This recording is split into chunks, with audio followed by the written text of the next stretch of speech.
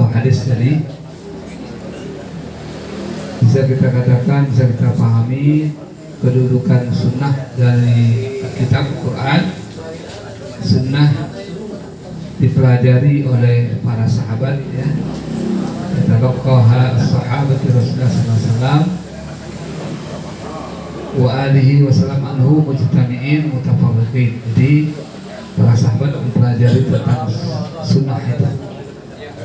Tapi ada dua, faminha makana yalqahu anhal jamu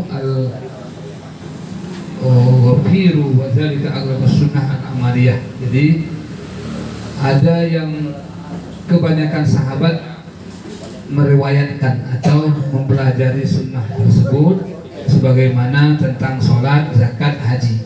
Ya, ini kebanyakan sahabat banyak pendapat-pendapat mereka tentang kaifiatus shalah, gimana zakat, mana haji. Ada juga yang didapatkan hanya 1 dan 2 orang sahabat saja, ya, dan mereka menghafalkan apa yang ditulis oleh Rasulullah, apa yang diungkapkan, diamalkan oleh Rasulullah SAW, ya, dan mereka menulisnya, yang menulis perkataan dan perbuatan Rasulullah SAW, seperti Abdullah bin Amr bin As. Abdullah bin Amr bin As ini diriwayatkan Imam Ahmad dalam musnadnya dari Abdullah bin Amr qala kuntu aktubu kulla syai'in asma'ahu min Rasulillah. Kata Abdullah bin Amr bin As, saya menulis segala sesuatu yang saya dengar dari Rasulullah SAW. Uridu hifdhu, saya ingin menghafalnya, ya. Fanahtani Quraisy faqalu, kemudian orang Quraisy itu banyak bertanya kepada beliau atau bertanya kepada Abdullah bin Amr, faqalu innaka taktub kulla syai'in tasma'uhu min Rasulillah. Fanahtani artinya apa? Ini kan orang Quraisy itu menganggapnya sebagai mengolok-oloknya. Abdullah bin As tadi kan, Abdullah bin Amr itu nulis semuanya. Maka kata orang Quraisy, sesungguhnya engkau menulis segala sesuatu yang engkau dengar dari Rasulullah SAW. Ya, basyarun yatakalam fil ghadab war ridha. Nah, sedangkan dia itu manusia yang berbicara kadang dalam keadaan marah dan dalam keadaan tidak marah. Kau tulis semuanya. Fa'amsaktu anil kitab, lalu Abdullah bin Amr berhenti menulis. Kemudian dia ceritakan kepada Rasulullah perihal tersebut. Maka Rasulullah mengatakan, uktub, tulislah. Kata Rasulullah, fawalladzi nafsi biyadihi ma kharaja minni ilal haq. Demi Allah yang jiwaku dalam genggamannya, tidak ada yang keluar dariku kecuali kebenaran. Nah, ya, jadi makanya orang Quraisy jadi mengolok Nabi, masa kau tulis juga, dia marah kau tulis juga.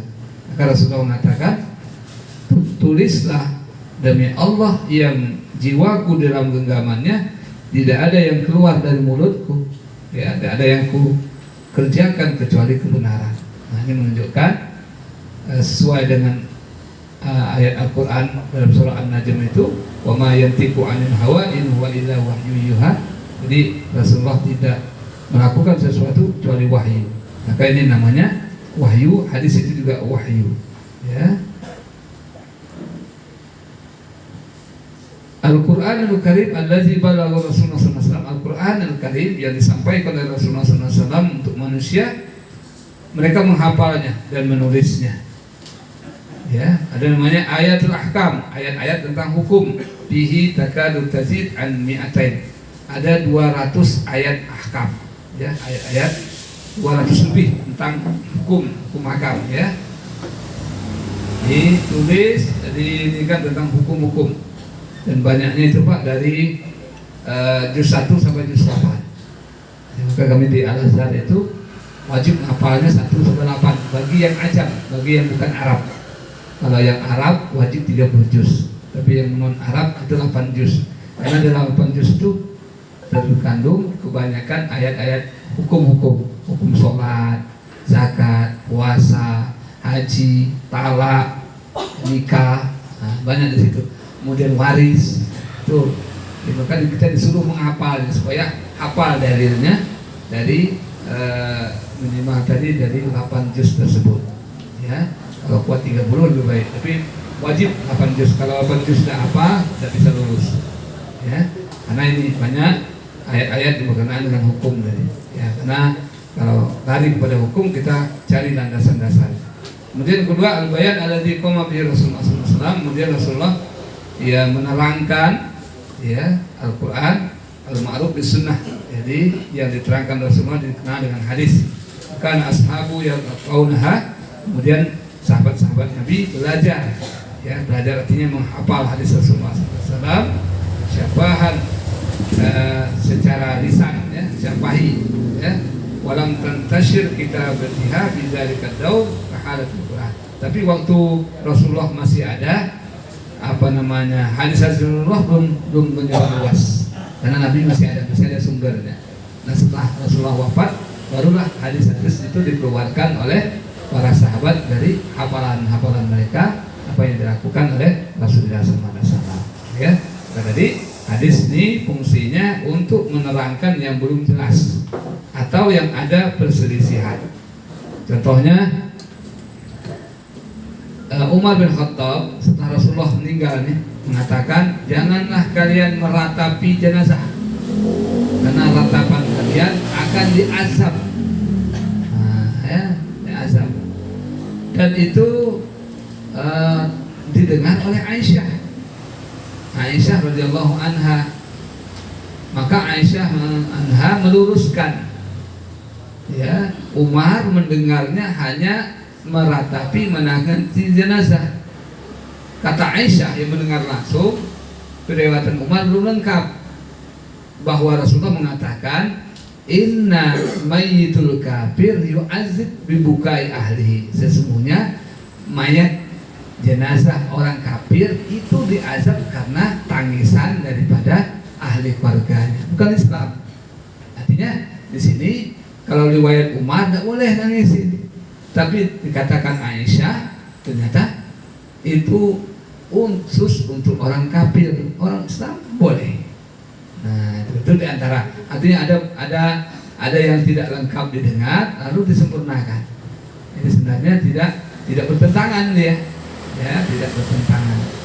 Jadi ada yang sifatnya hadisnya belum ketemu, maka ada hadis yang lain yang mendukungnya, maka nanti jadi dia dari yang lemah, maka nanti jadi bisa menjadi hasan namanya. Dari hasan menjadi sahih. Ya, ini antara hadis. Oh iya, yang ada yang lupa saya katakan tadi, yang sumber dari Nabi pertama qaul itu perkataan. Nah, perkataan Nabi misalnya apa? Maka yu'minu billah wal yaumil akhir falyaqul khairan aw liyasmut. Nah, itu perkataan Nabi berkata. Kemudian PL perbuatan Nabi seperti sholat. Ya, selalu kama ra'aitumuni usolli. Salatlah kalian sebagaimana aku salat. Kemudian ada nama takrir. Takrir itu Nabi setuju. Iya, tidak, enggak. Nah, ini kasusnya pernah ketika perang Mu'tah, ya, perang, ya, balik dari perangan itu, dalam perjalanan para sahabat lapar, bekal tidak ada lagi. Lalu mereka menemukan di padang pasir itu ada dok. Nah, dok itu sejenis biawak, tapi biawak gurun, ya. Lihat merayap begitu, ditangkap sama Khalid bin Walid, lalu disembelihnya, dibakarnya, dihidangkan pada Rasulullah. Rasulullah tidak melarang mereka dan Rasulullah tidak ikut makan. Nah, itu namanya takrir, melarang tidak, ya, kemudian ikut tidak. Nah, itu namanya takrir, artinya Rasulullah setuju. Ya, diamnya Rasulullah itu berarti dia setuju, dia tidak melarang. Nah, itu namanya takrir, ya. Baik, itu mungkin yang dapat disampaikan sebagai materi. Mungkin ada pertanyaan-pertanyaan yang berkenaan dengan kedudukan sunnah dalam hal ini adalah hadis Rasulullah SAW dalam syariat Islam. Ya, jadi sumber kedua adalah hadis, sumber utama Al-Quran, sumber kedua hadis. Nanti ada kias, ada ijma. Ya, Oke, baik, mungkin itu yang dapat disampaikan. Wallahu a'lam bishawab. Baik, terima kasih banyak Pak Ustadz. Ini termasuk sesuatu yang apa namanya ya, keseharian kita pasti dapat semua ini mengenai sunnah Rasulullah.